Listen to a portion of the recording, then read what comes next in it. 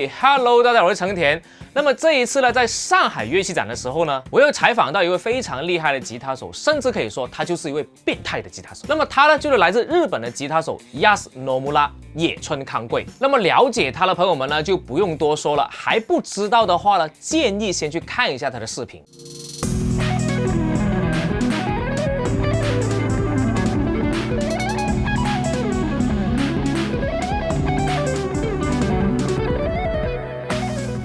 他是吉他弹得厉害，贝斯也弹得厉害的一个非常全面的乐手，最重要人也长得很帅。那么所以呢，当我知道我可以跟他去做一个采访的时候呢，其实我事先还是准备了非常多的资料跟问题。总的来说，我个人是非常激动的，因为他真的是属于现在年轻一派里面弹得非常好的一位吉他手。那么这一次在乐器展呢，他演示的时候呢，也是用了这一把唐农的 DST550电吉他。因为这么厉害的吉他手，用入门的吉他呢也能弹得这么厉害，所以我也想来感受一下。那么这把琴的售价是在1500到1600块左右，是针对入门的初学者的。那么我们的 Yas 上用这把琴都能弹出花，我相信你们也可以的。那么这把琴呢是一个单双拾音器的配置，然后琴体的形状是类似 ST 型的，然后琴桥这里呢是个小双摇，2点的小双摇，比较现代一点，然后是一个5档的拾音器。那么这里配置呢都是比较常见一点点的，也是比较适合新手的。好，让我先感受一下它的清音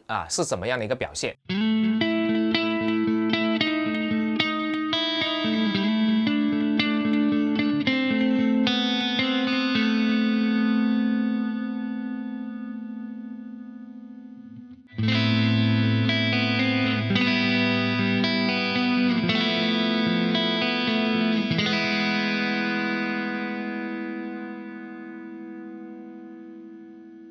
好，那么接下来就切换到最下面那一档，因为我个人用这种琴的话，我最常就是最下面这一档跟最上面这一档，对吧？最下面这一档呢，我就拿来弹节奏音色啊、solo 音色啊，然后最上面那一档呢，就少一些 funk 的节奏，还有分解和弦之类的。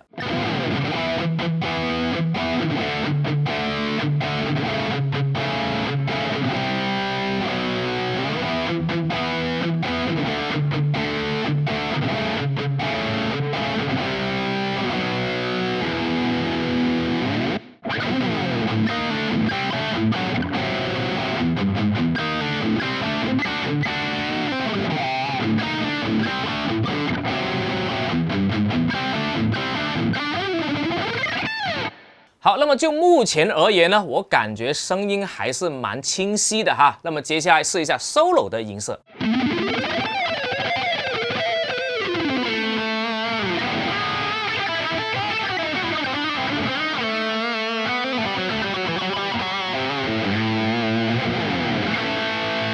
好，那么刚刚的演奏了，我是从最上面这一档，然后弹得差不多的时候，再切换到最下面这个双拾音器里面去发出声音的哈。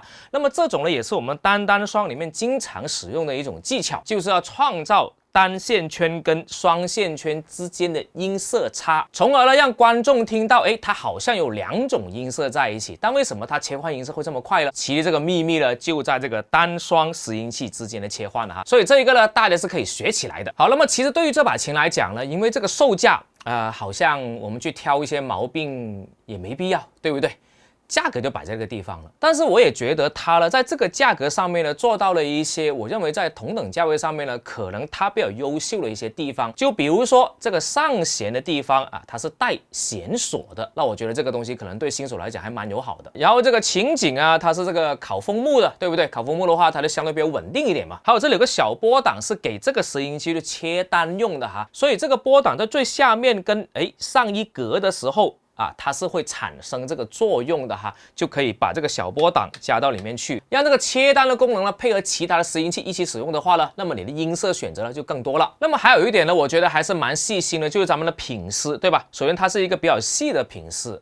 所以新手在演奏的时候呢，就会感觉到相对比较低一点点。当然就是说你的琴调节状态比较好的情况下哈。然后品丝的上边的这个边缘呢，它是打磨过的。那么它打磨的时候呢，连这个琴颈这个边缘是一起打磨的，所以我们在握的琴颈的时候呢，就不会感觉到就是刮手的意思。那么以上这个东西呢，我个人认为在这个配置的琴上面来讲呢，还是蛮加分的。那么其实近年来呢，做电吉他的厂商呢，真的是越来越多了。那么唐农给我的感觉呢，就会比较年轻化一点点。我们可以看一下他们合作的艺人呢，对不对？你看米亚维啊，还有我这里采访的Yas啊，还有卡兹基啊等等这一些，其实他们跟传统的吉他大师还不大一样的。他们的演奏风格呢，会比较前卫一点点，然后形象打扮呢，都会比较潮一点点的。所以我感觉他们想表达的更多就是说一种生活的方式，一种模式，有点是朝那个方向走的。那么总的来说呢，都是为了吸引更多的人来演奏这个电吉他啊，我觉得是个好事来的。毕竟电吉他的表现方式呢，应该也是要多样化的。但是呢，做电吉他这条路呢，还是不怎么好走的。我也希望唐农可以越做越好。好，所以接下来呢，就进入到我们超级吉他手Yas野村康贵的访问。好，那么今天我们非常的开心呢，就邀请到我们的Yas来到我们频道来做一个简单的访问。我相信大家应该都有看过他的视频，就比如说他有一个很出名的视频，就是他跟阿萨托一起演奏那个Paul Gilbert 的歌曲，对吧？非常厉害的演奏技能等等。那么这一次非常开心，唐农把他邀请到中国来，然后给我们做这个演出分享这样子。那么现在呢，因为他准备要演出了，我们就抽空插缝的来问他几个问题，好不好？好，首先是第一个问题就是您是什么样的契机跟唐农一起合作的 I think I got contacted from a person on Instagram or maybe email. I think that first thing was to try out their triple threat, that one they released I think earlier this year. They asked me like if I would try, if I like it, maybe make a video. Yeah, I liked it, so I did that. Then the NAMM show in LA, California, they asked me to perform there. So that's how it started. 那么在这一次的演出里面呢，您是使用了什么样的设备呢？可不可以给我们频道的观众们稍微介绍一下 So I'm using triple threat. There's this overdrive blues driver or something, and triple threat has phaser and delay. I'm not using phaser this time, but yes. I'm using the echo. And the volume pedal, it's like volume / wah. You have the volume pedal, and when you push it in, like step it in, it becomes like a wah pedal. Oh, and the chorus too. Chorus. And another delay for like ambient stuff, because with the Chinese band, that I'm doing a collab with, they have this like ambient-ish sound, so I wanted to match that. Yeah, that's it. 好，那么接下来第三个问题就是呢，Yas呢，他是有非常厉害的这个演奏机能。我们看他的视频出哇，那个速弹非常的厉害。其实很多人都想成为你这么厉害的一个演奏者呢，有没有一些什么练习方法啊，推荐给大家这样子 Yeah, first of all, I would definitely recommend to make sure you're playing it clean. That means you need to start slow and make sure you're playing the note right. It takes a lot of time to build muscles on your left hand especially. Right hand, yeah, too. You gotta have like the right control on the right hand. Yeah, at least for the left hand, make sure you're getting the note clear. And you need to like pick and fret at the same time and get the cleanest tone you can get. And then you gotta like gradually bring up the tempo, right?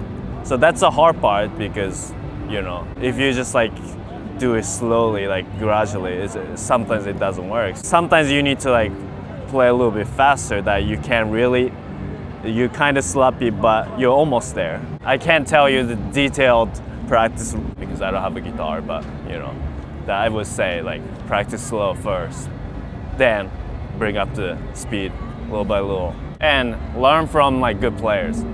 Just watch how they're picking, because I studied a lot of Paul Gilbert picking because I thought his picking was super efficient, right?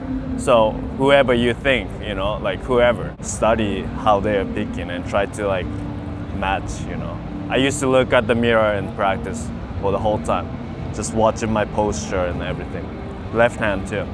好了，那么下一个问题就是了，在您刚刚开始学琴的时候啊，遇到一些特别难的曲子的时候，或者您进步比较缓慢的时候呢，你是怎么度过那个时刻的？还有那个时候的心态是怎么调整过来的？ First of all, when I started playing guitar, it was an acoustic guitar that my mom had, and I just didn't know what to do with it. Like I had no clue what I'm supposed to practice. So I just convinced my mom to get me a teacher.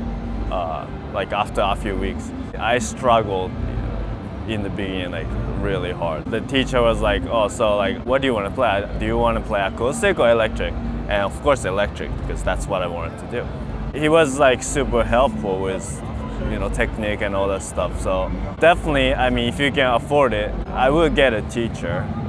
That's like the fastest way in the beginning. Then after that, I went to a music high school, because I didn't want regular studies. Then I think one good thing that I had, that I was surrounded by musicians, right, students who were better than me because they had been playing guitar more than me. I started this school with like 10 months of playing guitar. So all the guys are like have been playing like 2 years, 3 years, maybe some of them are several years. They definitely inspired me to find like different kinds of music and also like great guitar players.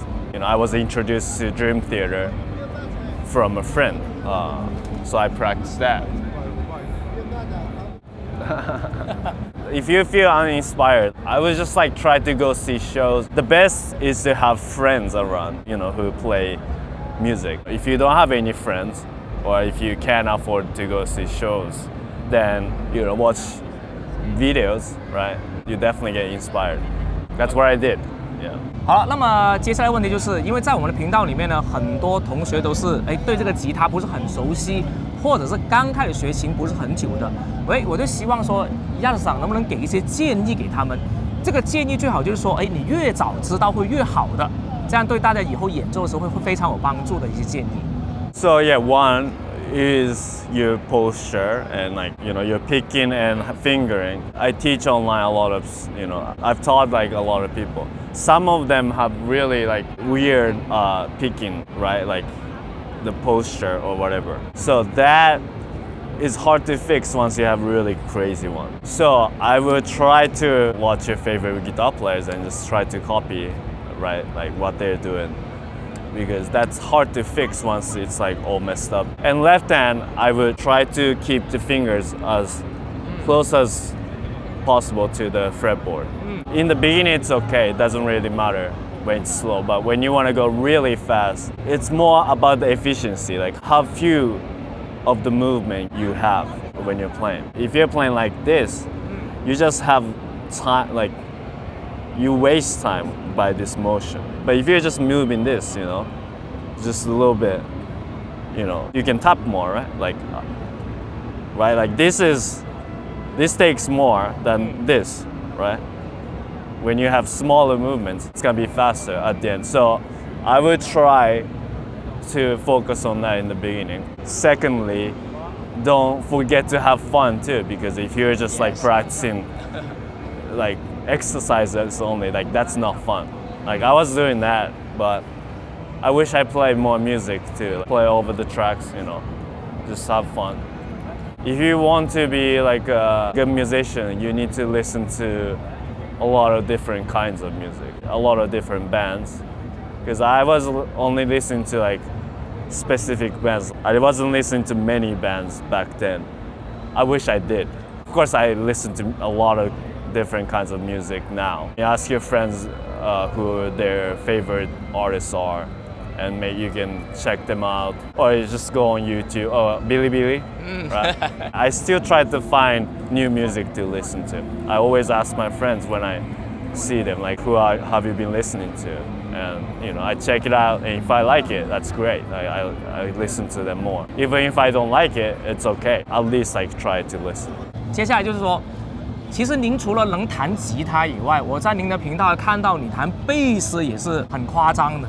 就我想问一下，你是怎么分配？就是说你吉他也弹得这么好，然后贝斯也弹得这么好，然后就是说你弹贝斯的时候，其实对你的吉他的演奏经验有什么样的帮助？这样子。Yeah, I started playing bass like I don't know, like 2014-ish. Like I started taking it seriously.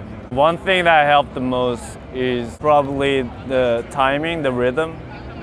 Because you definitely pay attention to the rhythm more on bass. Basically, right, you only need to play one note at a time. You don't have chords, like you don't have all that stuff. You should be more focused on the, rhythm. Of course, I mean, on guitar too, but Bass players tend to have more. That really like made me hear the rhythm better. Also like the chords, it was hard for me to hear the bass when I learned music before playing bass. Since I started, I definitely hear that better. In general, like learning different instruments is always good for you. Bass is easier because left hand is pretty much the same. You just need to work on your right hand. And if you use a pick, it's even easier to play bass. If you don't want to learn like how to pick with fingers, you can still like get a bass, cheaper bass, and just like learn some. Maybe that could, inspire you to like, hear the bass more, or you might actually like bass more, so you stop playing guitar and play bass or something like that. That could happen. And I love piano. I've been practicing piano too. It helps a lot. In the end, it's about the ear. You need to get better ear. So I think learning different instruments can always help. ヤルさんに影響された曲を一つだけおすすめてもらっていいですか？ That's so hard. 一つだけ。 Just one. That's really hard. 这个问题是难倒了国内国外的艺人的，真的是。 Let me give you two. Massive Puppets Oh. by Metallica is the first song that really got me into metal. I was shocked when I took the first lesson from this guy. He played the main riff from Massive Puppets. I thought that was so sick. That I later found out it was Massive Puppets. Then Octavarium by Dream Theater. 24-minute long song. And that definitely changed my perception in music. It's like a movie almost. The song is incredible. Those two songs definitely changed my life in a way, like musical life. Yeah, check it out if you guys haven't listened to them. 好，那么今天非常感谢Yas长来接受我的这一个采访，就是在跟他聊天的过程中，我自己也能学习到很多东西，也希望可以带给大家帮助，因为他来一次真的非常的不容易，也希望你们可以喜欢他的音乐，去订阅他的频道。那我们就下一次再见，Yas长，谢谢，哎，明哪里，拜拜，拜拜拜。